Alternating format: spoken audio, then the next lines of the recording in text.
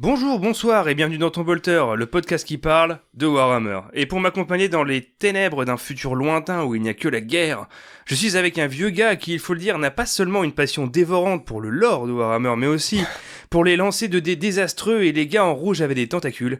C'est Sam. Ça va mon gars ? Bah ouais, ça va et toi ? Ouais, bah absolument impeccable. Du coup, Je te trouve un peu gonflé là sur les lancers de dés désastreux parce que t'es pas mal dans ton genre aussi. Ouais, hein. je suis pas mal aussi. Ouais, hein. je crois qu'on est tous pas mal. Les charges, je rate énormément Ouais. les charges. Et en tant que joueur également World Eaters, c'est terrible. Alors, où en est ton Goliath Rock Grinder ? Parce que tout le monde se pose la question. Mais tu cherches des ennuis là aujourd'hui, c'est quoi ton problème ? Eh ben écoute, il prend la poussière. Voilà, j'ai rien de plus à dire. Il est bien, il est sage, il attend. Il attend sagement. Et toi, ton Lord of Skull, que devient-il ? Il est en cours. Il est en cours. Il est en cours. Par contre, juste avant d'attaquer cette énorme pièce qui sera probablement terminée d'ici 2027, j'ai terminé Commander Farsight. Ah oui, Bien nommé. Parce que je continue quand même d'alimenter mon armée Tau, malgré le fait qu'ils ne m'ont apporté aucune satisfaction niveau jeu pour l'instant. Mais j'ai très très hâte quand même de le déployer pour avoir enfin une charge avec les Tao qui ne soit ni une opération suicide, ni une opération de blocage. Avec un peu de chance, il va peut-être tuer quelque chose. On sait jamais. On verra. Mais en tout cas, j'ai hâte de voir les prochaines étapes de ton Rock Grinder et que... Ouais, bon peut-être à la rentrée. Peut-être à la rentrée, ouais, Peut-être à la effectivement. rentrée. Ouais. Sait-on jamais. Et une fois n'est pas coutume, j'ai envie de commencer avec une petite recommandation culturelle. Parce qu'il y a pas très très longtemps sur l'émission Blockbuster, un podcast France Inter, il y a eu des invités, enfin le thème de l'émission était Warhammer 40 000 et c'est quand même assez rare de le noter parce que dans les émissions dites génériques ça arrive assez rarement. Ouais, ça fait plaisir, ouais. Et donc là ils ont reçu War Adventure, Land Rider et le Librarium. Ouais. Et c'est franchement une bonne émission où ils ont vraiment expliqué voilà, c'est quoi l'histoire de la franchise, comment est-ce que le hobby est perçu, comment se déroule une partie, comment commencer et avec quoi, et après évidemment ça part un peu sur les jeux vidéo, les romans. Toi t'as écouté aussi d'ailleurs je crois. Hein. Ouais, j'ai écouté et je me suis pas mal j'ai ressenti un peu des bonnes vibes avec celle de War Adventure, c'est ça ? Ouais, c'est ça, ouais. Parce que elle, littéralement, elle explique que c'est en gros il y a 3 ans, en achetant une combat patrol, un kit d'initiation Space Mines Necron. Ouais.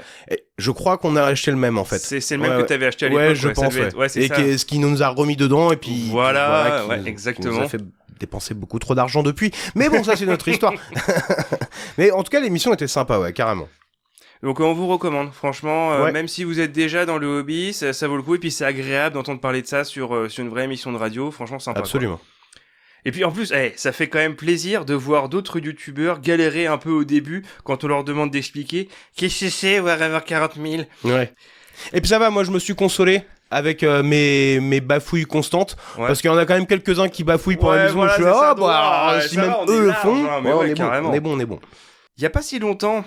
Ouais, j'attaque du coup. Ouais. Allez, vas-y, Il y a pas si longtemps, on a parlé du Warp et juste toucher, caresser les entités les plus puissantes vivant dans cette dimension infernale. Alors, ça tombe bien parce qu'aujourd'hui, on va rentrer un peu plus dans les détails et entamer une série d'épisodes non consécutifs consacrés aux différentes entités qui règnent sur les différents royaumes du chaos. Et ça, on aime. En préambule et du coup sur la base de tes connaissances, Sam, quel dieu du chaos est-ce que tu choisirais comme dieu tutélaire ? Moi j'ai une préférence pour Nurgle. Ah ouais ? Ouais. Et ah oui, non. Là normalement c'est le moment où tu développes. Ouais. Non, parce que déjà ce que j'aime bien avec lui, c'est que apparemment il a un amour honnête envers ses mignons quoi. Et je sais pas, toutes les unités ont l'air d'être heureuses, d'être en vie, ils ont l'air d'être... C'est la principale différence avec les autres, c'est que tous les followers de Nurgle, ils sont très heureux. Ouais, c'est ça, enfin ils donnent l'impression du moins, bon alors après est-ce que c'est parce qu'ils sont complètement fous ? Mais une espèce de béatitude comme ça, ouais, dans la maladie. Ouais, c'est ça. De toute façon, qu'est-ce qui peut arriver de pire ? Ça se repaît de la fange dans laquelle ils se baignent. Repaît ? Oh Nurgle, les Nurglings qui pètent. Ah ouais, ils pètent les Nurglings. Ils pètent à fond, hein. Ah ouais, si, ils pètent. Je sais plus, c'était dans Les Seigneurs du Silence où j'avais lu, justement, où ça suivait une compagnie de la Death Guard, mais en l'an 40 000, quoi. Ouais. Et où t'avais donc les Nurglings qui les suivent partout, et ils les appellent des petits seigneurs. Ok. Parce que forcément, les Nurglings, c'est une petite représentation de Nurgle, en quelque sorte, quoi. Et donc, souvent, en fait, ils se mettent sur leur épaule de leur armure, et puis, ils leur chient dessus un peu, ils rotent, tu vois, mais ils sont contents. Ils sont grossiers, ils quoi. ils sont grossiers, mais ils sont très contents. Trop mignons. C'est des petits seigneurs. Bon, écoute, moi, je t'avouerais que là, pour l'instant, à choisir, si je devais en choisir un, je pense que ce serait Khorne. Ah tiens, ça m'étonne. Non, mais tout simplement parce que c'est quand même celui qui est un peu le plus métal, en quelque sorte. On se la neige aussi avec les piercings au téton et tout ça, mais il y a et puis il y a une forme de simplicité avec Khorne. Voilà, on prend pas de détour, c'est directement dans la tronche. C'est la brutalité, c'est la violence, directe. les flammes. C'est les instincts qu'on a en nous. Bah, complètement. Voilà, mais c'est ça, ah ouais. On s'identifie simplement. On va voir donc du coup si tu changes d'avis suite à cette série. Donc je te reposerai la même question une fois qu'on aura couvert les 4 dieux du chaos. Promis, ce sera avant la prochaine année bissextile. Si les entités du warp telles que les démons mineurs sont éphémères, parce que pour survivre dans la réalité, il faut qu'ils soient invoqués, il faut que suffisamment d'émotions les fassent venir, beaucoup ne sont justement que des agrégats d'émotions. Certains étaient des mortels jadis, même si on n'en est pas forcément sûr. Mais les 4 grands dieux du chaos, eux, sont devenus si puissants qu'ils peuvent survivre par eux-mêmes, bien qu'ils n'interagissent quasiment jamais avec notre réalité, et préfèrent rester dans leur pénate au sein de leurs royaumes respectifs. Ils se détestent entre eux, bien sûr, à l'exception d'une lutte commune pour laquelle ils sont prêts à faire des concessions, rendre la monnaie de sa pièce à l'empereur, parce qu'ils l'ont encore mauvaise pour le pacte de Molech. Ce qui peut se comprendre, ouais, hein. Non, mais c'est ça, quand même arnaqué, quoi. Il leur a mis à l'envers. Bah ouais. Total. Les pouvoirs des dieux du chaos découlent des êtres doués d'âme qui leur vouent un culte, mais également des actions dans notre réalité qui appartiennent aux préceptes de leur culte. Par exemple, Khorne, dès qu'il y a une guerre, Khorne est content. Là, ça lui donne de la force en quelque sorte. Nurgle, dès qu'il y a une pandémie, il est content. Il est content. Même si je pense que pour le Covid, il a dû être un petit peu déçu, parce que même si ça a une ampleur globale, au final, la maladie... C'était pas trop purulent, quoi. Mais c'est ça, en fait. C'était propre. Nurgle, lui, il veut des virus qui te transforment en soupe. Ouais, voilà. Alors lui, il veut un truc bien vénère. Où ça sort par tous les côtés. Qui te fait pousser des bras, ce genre de truc. Et Slaanesh a tout un tas de trucs qui, en général, mènent à une démonétisation. Ouais. Donc, on va pas en parler comme ça, quoi, mais bon. On va en parler à toute forme d'excès qui inclut des trucs phalliques. Alors, j'ai omis un dieu du chaos en particulier parce que j'ai remarqué qu'en général, dans les vidéos, podcasts ou même sites internet de lore, ils commencent toujours par parler de Khorne. Toujours. J'ai remarqué, c'est un peu une sorte de tendance. Et j'aime pas qu'on fasse comme tout le monde. Donc, on va commencer par Tzeentch. L'énigmatique puissance du chaos, il est connu sous différents noms, l'architecte du changement, le maître de la bonne fortune, le grand conspirateur, le changeur de voix. Ces titres reflètent sa maîtrise des voies tortueuses de la destinée, de l'histoire, de l'intrigue et du complot. Les espoirs et attentes du moindre être humain et de chaque nation se réverbèrent dans les multiples cavernes de son esprit. Mais waouh! T'as vu, hein? C'est toi qui as écrit ça? C'est... Pas tout, mais j'ai retravaillé parce qu'il faut... faut pas déconner. On est d'accord. Son regard omniscient surveille chaque ruse, chaque intrigue de palais susceptible de renverser le cours de l'histoire, et ce, dans toute la galaxie et à travers tous les âges. Ok, alors du coup, donc c'est en gros, pour résumer, Tzeentch, c'est le dieu du changement, en gros. Du changement. Ouais. Donc du coup, est-ce que si cette année, je décide d'arrêter de cloper, par exemple? Oui. Est-ce que ça, du coup, ça lui donnera du pouvoir vu que je décide de changer? Le truc, c'est que c'est un peu plus insidieux que ça, quand même. Non, il faut quand même que ce soit des changements de plus grande échelle. Ah, d'accord. Ouais. Ok. Ou alors des changements avec vraiment de réelles conséquences. Bon, ça veut dire que, censément, du coup, tu ne décéderas pas plus tôt. Est-ce qu'on peut voir ça? Ouais, si, peut-être, techniquement, ça marche. Peut-être. C'est un changement que tu as décidé de faire. Ouais. Donc, oui. Donc en fait, tout changement, ouais. En fait, Tsinch déteste la routine. Ok. Il faut que les choses soient en perpétuel changement. Mais je vais y venir. Déjà, je pense que, comme on l'a expliqué dans notre épisode sur le Warp, qui est d'ailleurs mon épisode préféré. Hein. Ah, mais absolument, tellement, mais de loin. Le plus de travail. Ah ouais. Dans cette dimension où réside Tsinch, le temps n'a pas d'emprise et ne s'écoule pas de la même manière que dans la réalité. Libre à lui donc d'entrevoir chaque destin sur différents plans astraux. Ah mais Tsinch, c'est celui qui est le plus compliqué à comprendre. Ouais, c'est assez donc je vais abstrait, essayer. Voilà. Moi, je pense qu'il est super fan du film L'Effet Papillon avec Ashton Kutcher de 2004. Oh. Parce que du coup, c'est un film où on voit qu'est-ce qui va se passer si tu changes un tout petit élément. Du coup, la péripétie va se passer différemment. C'est vrai. Ah bah ça, il adore. Il adore, du coup, envisager, tu vois, qu'est-ce qui se passe si ce petit truc est changé. Voilà. Alors, bouger les ficelles du temps. Exactement. Il adore les politiciens. Alors ça, il les aime. Ceux qui changent leur fusil d'épaule, qui retournent leur veste. Je suis sûr de nombreux exemples te viennent en tête. Ah bah là, récemment, il n'y a que de ça, donc c'est un enfer sur terre pour nous, pauvres citoyens, mais oui, effectivement, il n'y a que du changement à l'heure actuelle. Il n'y a rien de certain pour nous, quoi. Et donc pas d'exemple précis ? Bah là, à vue de nez, là, je dirais... Non, honnêtement, j'ai pas d'exemple, là, qui me viennent en tête. Attends, là. je vais t'aider. Macron, en 2017. Ah oui, ça a été une énorme surprise. Personne ne s'attendait à ce que ce soit lui. Alors, il a apporté du changement, mais pas du bon. Mais ça, on s'en fout, ça n'a pas d'importance. Il y a eu du changement. Parce que bon, il a quand même fait la trahison de la gauche et un double quinquennat pas du tout de gauche. Bah ouais. Sacré changement. Absolument. Il y a si on remonte un petit peu dans l'histoire, il y a la rupture du pacte de non-agression germano-soviétique par l'Allemagne. Eh ben oui. Ok.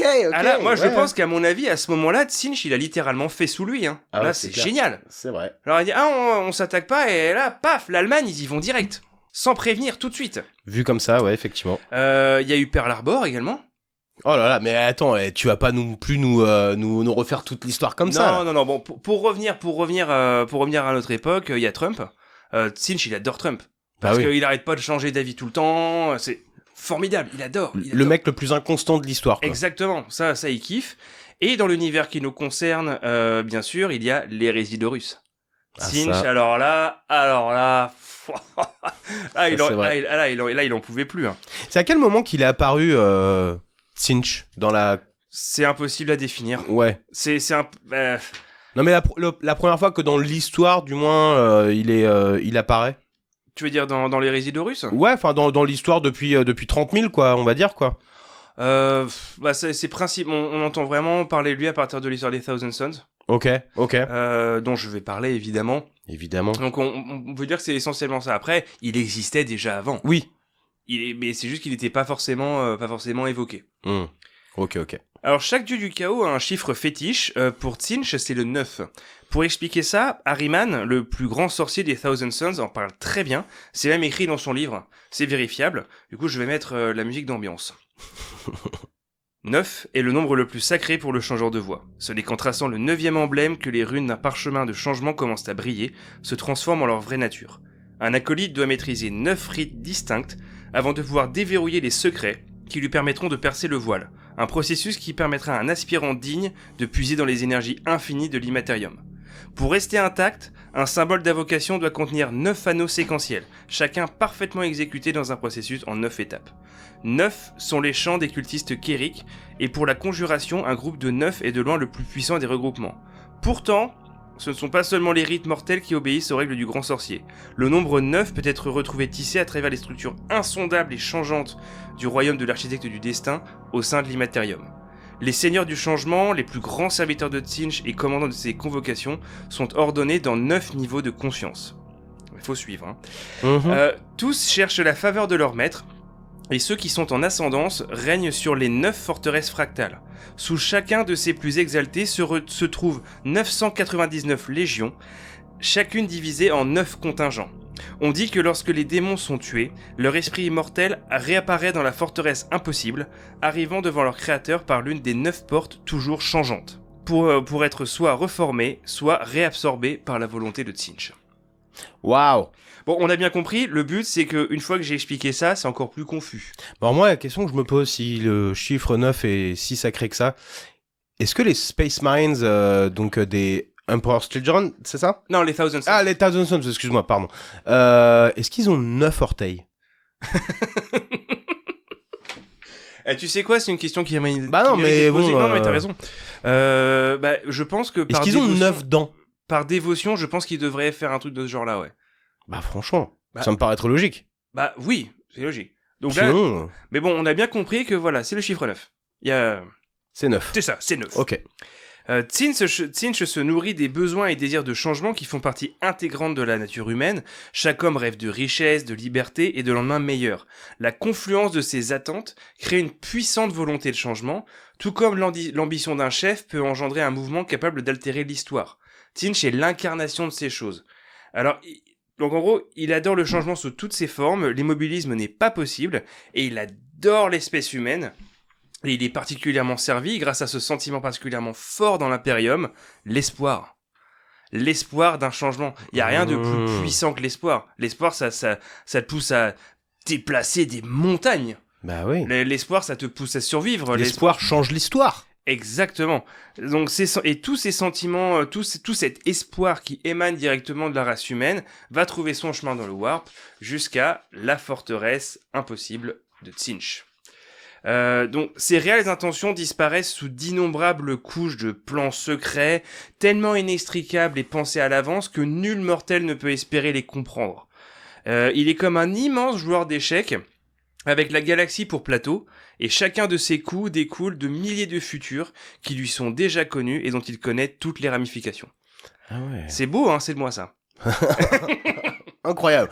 C'est un peu le Doctor Strange de l'univers Warhammer 40 000, quoi. Oui, sauf que j'espère que s'ils font un film sur Tzeentch, il sera mieux que Doctor Strange. Ah, on est d'accord. Le royaume de Tzeentch dans le Warp est donc la forteresse impossible, un château cristallin composé du même type de matériaux que le labyrinthe qui l'entoure. Des flèches déséquilibrées émergent spontanément de la fondation en constante évolution, de même que des tours de flammes bleues et roses et de feux de guerre brûlants.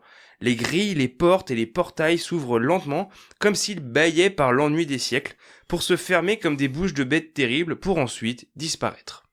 On se voit le truc là, hein, c'est... Eh bah oui. Tu sens que même quand tu essaies de faire ton parquet bien à niveau et tout, quelques secondes plus tard, ça fait des vagues, quoi. Ah non, mais là, t'es le mec qui vient faire le carrelage, là. Ah, tu fais la gueule, hein. C'est pas pratique du tout. Même si t'as fait un devis avant, hein. Non, ça le fait pas du tout. De toute façon, on est dans le Warp, la logique n'a pas sa place ici. Et Tzeentch a tendance à vraiment mettre les potards à fond, à ce niveau-là. Donc, l'endroit où réside vraiment Tzeentch en lui-même, c'est sa bibliothèque. Les autres dieux ont perdu beaucoup trop de serviteurs en essayant de traverser ne serait-ce que les premières salles. Et la citadelle en compte plus d'une centaine à négocier avant qu'un assaillant parvienne enfin à la bibliothèque secrète où se trouve le dieu lui-même, intrigant et sans repos. Tzeentch peut y rester immobile pendant des décennies au milieu d'une mer de brume tourbillonnante et multicolore, obnubilé par l'observation des profondeurs sans fond du puits de l'éternité, examinant chaque reflet de sa surface scintillante à la recherche d'indices sur les événements à venir. Alors c'est un peu contradictoire ça, pour le coup. Parce que donc il reste immobile dans sa bibliothèque pendant des décennies et des décennies, bah ça c'est typiquement complètement contradictoire avec ce que lui recherche. La mobilité constante, ouais, mais le changement constant. Pour que lui soit puissant, il faut que les choses changent. Lui, il n'a pas forcément besoin de changer. Ouais, mais bon, du coup, c'est un hypocrite. Faites ce que je dis parce que je fais. Ouais. Bah oui, gros hypocrite, quoi. Mais oui, bah tout à fait. Mais scandaleux. Je ne peux que te donner raison. Alors, parmi les démons à la solde de Tzeentch, on trouve bien sûr les horreurs roses, qui, une fois tués, se séparent en 2 horreurs bleues. Alors, ceux qui ont déjà joué aux jeux vidéo Bolgun sauront à quel point ils sont relous. Parce que tu te retrouves complètement... Est-ce qu'ils ont des points faibles différents, du coup, une fois que tu les... Non, faut juste leur tirer dessus le plus possible. Idéalement au fuseur de très près. Il y a que ça marche toujours. C'était le jeu que tu m'avais montré, là, qui était fait en Lofi, là, en termes de... Voilà, c'est ça, style old FPS, ouais. Ouais, d'accord. Et que je recommande, hein. Il est vraiment, vraiment très bien. Il y a les hurleurs. C'est des sortes de raimentas démoniaques volantes très agressives. Et il y a qui ont pas forcément d'histoire, hein. Ils sont juste qu'ils apparaissent dès qu'il y a des rituels liés à Tzeentch, ils apparaissent comme ça. Ok. Et il y a bien sûr les incendiaires, dont les bras crachent des flammes scintillantes du warp. Alors ce qu'ils crachent est en fait le pur produit du changement. En rien comparable avec ce que connaissent les mortels accoutumés aux lois de la nature. L'effet de ce feu est aussi imprévisible que dévastateur et afflige les victimes d'affreuses mutations au contact. Les énergies de l'immatérium peuvent changer la chair en glace, le métal en bois, pour tout muter à nouveau en pierre, en poussière ardente, voire en cire fondue l'instant d'après. Ok. C'est sympa, Ouais, hein. c'est bien, c'est bien. Comme ça, tu t'es sûr de jamais trouver de remède, en gros. Quoi. Oui, non, voilà, exactement, ça change, ça change constamment. Mais le démon majeur de Tzeentch est le duc du changement. Alors ils ont souvent l'apparence de grands humanoïdes longilignes possédant de longs coups et une tête d'oiseau. Chacun de ces... Tu vois à peu près à quoi ça ressemble ? Ouais. Ouais, ils ont des grandes ailes. Oui, et, oui. et- Bah, on en voit un dans Space Marines 2, non? Oui. Ouais. Ouais, et puis il est très grand. Hein. Après, il varie toujours en taille. Ouais. Mais celui dans Space Marine 2, il est vraiment très très... tellement grand qu'il est dans... En fait, il est dans le fond. Mais je suis même pas sûr... Non, tu le combats même pas. C'est pas cette fameuse scène là où t'as Marneus Calgar qui fait son discours, et là t'as toutes les unités Space Marines qui vont, et t'as ce grand champ de bataille où t'as un géant là à moitié là. Ouais, c'est ça. Et je crois... Peut-être que je me trompe, mais tu le vois vraiment la première fois quand tu sors et t'as un Eldrake qui se pose et t'as le Dreadnought qui est là qui dit non mais là je m'en occupe et qui lui balance un rocher sur la tronche. Ah oui d'accord ouais. Mais du coup je me rends compte que j'ai oublié. Je pense qu'on le voit avant, mais enfin voilà, c'est un très très très grand démon quoi. Chacun de ces démons possède une intelligence fulgurante et une compréhension poussée. Ils comprennent la routine de la galaxie pour mieux la bousculer. Il n'existe rien de plus exécrable pour un duc du changement que le joug confortable de la stabilité, de la familiarité. Ah, et, tu vas pas l'appeler mon gars, tu vois. Lui, il aime pas ça. Et rien ne saurait lui plaire davantage que de voir s'effondrer un monde pour le faire renaître. Donc voilà, métro, boulot, dodo, lui ça lui fait de l'urticaire. C'est pas du tout son truc. Alors, avec une telle propension à comploter dans l'ombre, on peut se demander pourquoi il se retrouverait sur un champ de bataille. Parce que on dirait plus des mecs qui surveillent les choses de loin. Ouais. Ils sont plus dans la stratégie qu'autre chose, quoi. Bah voilà, exactement. Eh bien, il compte parmi les plus dangereux sorciers de toute la galaxie. D'un claquement de doigts, un duc du changement peut engloutir des dizaines d'ennemis dans un feu mutant rageur, un peu de la même manière que les incendiaires, et leur infliger une fin aussi imprévisible que magique. D'un simple mot, il peut transformer un héros ultramarine par exemple, en un tas indescriptible de chair mutée. Paf, t'as un Chaos Spawn. Ok. Voilà. Tu pensais à un héros particulier des Ultramarines ou c'est quelque chose qui est vraiment arrivé pour le coup ou pas? Non, j'ai juste dit Ultramarine parce c'est que c'est juste histoire de lancer une petite crotte de nez quoi. De taper dessus, tu vois. Voilà. Et puis en plus, je connais aucun héros Space Marine à part Marneus Calgar et Cato Sicarius, donc. Ah non, il y a Uriel Ventris. Ouais, mais lui, il est cool. Donc, non, pas lui. J'adore ces monologues intérieurs que tu te fais là. Non, mais lui, il est trop bien. Lui, je l'aime pas, par contre. Alors, en parlant de chair mutée, Tzeentch est aussi le plus grand de tous les sorciers, quoi de plus logique qu'il y ait 10 000 ans, et il est commencé à voir émerger une force guerrière qui lui a franchement tapé dans son nombre incalculable d'yeux. Est-ce que tu devines de qui je parle ? Il y a 10 000 ans. Hein.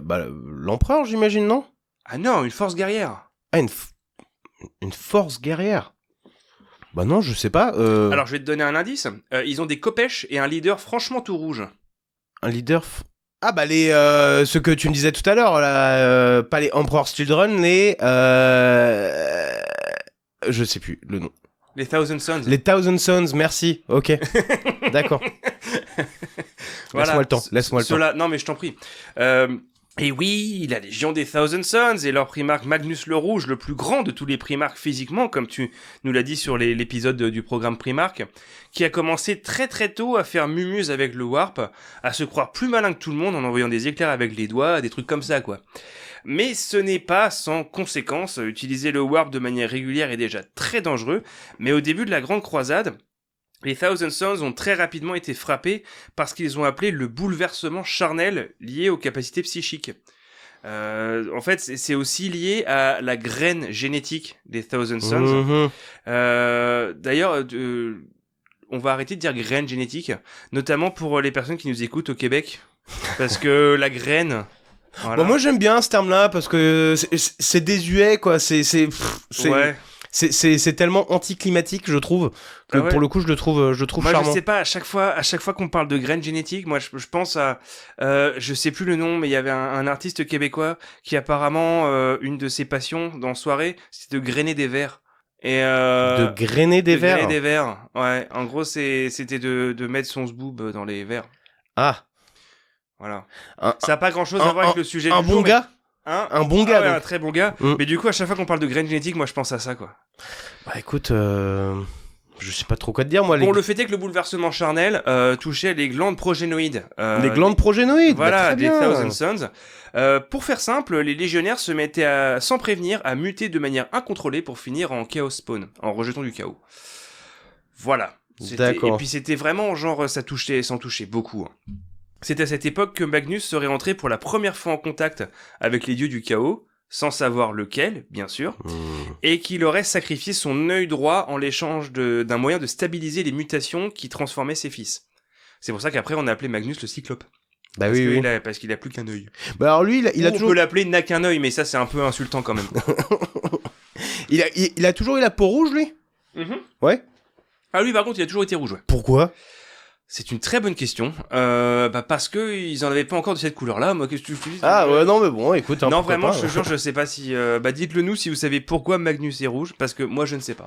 Vraiment.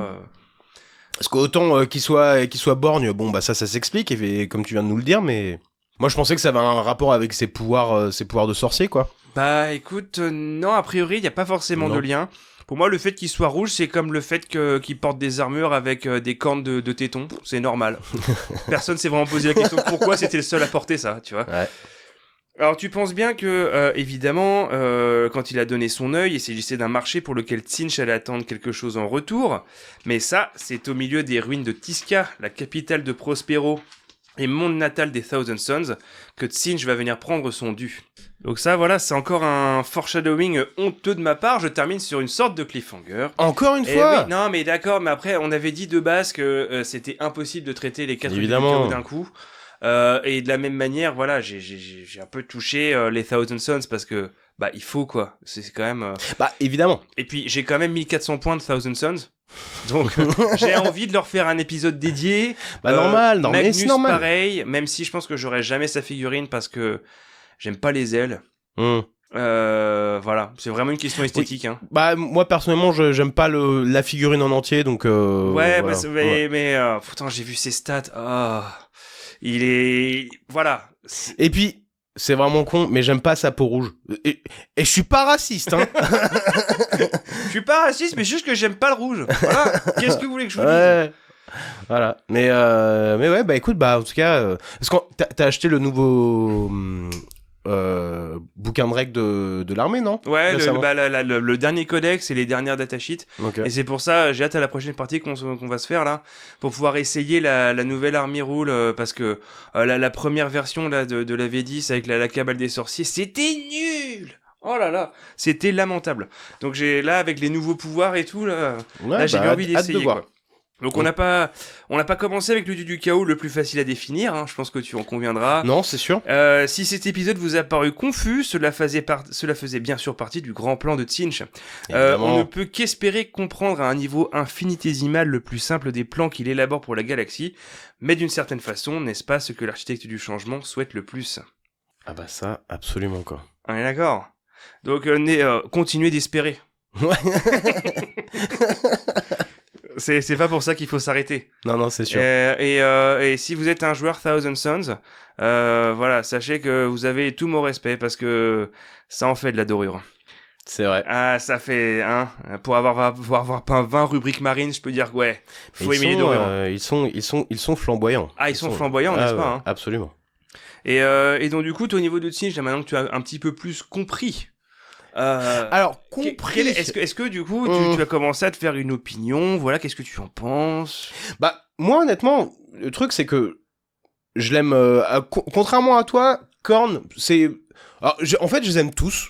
Les dieux du chaos, je les trouve tous intéressants à leur façon. Mais je dirais que mes deux préférés, Norgal en premier et Slaanesh vient juste derrière parce que j'aime bien son côté excessif orgiaque comme gars de toute façon. Absolument. Ouais. Et Tsinch, il a ce côté qui est intriguant, mais à l'image de ce que tu nous as raconté, c'est toujours difficile d'expliquer ou même de comprendre c'est quoi, enfin même qu'est-ce qui en fait un dieu du chaos en soi quoi. Bah en fait c'est parce que c'est compliqué à envisager dans le sens où c'est une divinité qui est douée d'une intelligence qui nous dépasse. Ouais. Qui voit beaucoup plus loin que nous. Non, et puis pour le coup, le truc c'est que vu qu'il puise sa force du changement, mais comme tu le disais, le changement ça peut être aussi la force de l'espoir, tu vois. Donc c'est positif comme négatif. Bah ouais. Ouais. Donc c'est là qu'il est ambivalent quoi. C'est pour ça que celui-là est vraiment très très ambivalent parce que Slaanesh se nourrit des excès de tout type, que ce soit le plaisir ou la douleur. C'est ça. Khorne c'est la violence, le sang, la bagarre, tout ça. Et Nurgle, voilà, c'est la maladie et l'abandon. La pestilence. Ouais, mais surtout c'est l'abandon en fait. C'est de s'abandonner complètement, en l'occurrence à la maladie, mais pas que quoi. Et c'est pour ça que Tsinch, il est un peu plus ambivalent. Et c'est un truc que j'avais voulu souligner dans mon intro aussi, c'est que il n'existe pas, parce qu'on dit que c'est les 4 dieux du chaos, d'accord ? Parce qu'ils représentent des émotions particulières. Mais au final, Tsinch, c'est le seul qui se nourrisse d'une émotion positive. Ouais. De l'espoir. C'est le seul. Et par contre, c'est-à-dire qu'il se l'accapare quand même. Parce qu'il pourrait très bien y avoir un dieu du chaos qui serait créé par l'espoir. Il pourrait très bien y avoir un dieu du chaos du bonheur. Mais sauf qu'en fait, c'est probablement déjà arrivé que des entités naissent de ces émotions-là, sauf qu'ils se sont fait immédiatement bouffer par les 4 autres. Bah oui. Parce qu'ils se battent entre eux quand même.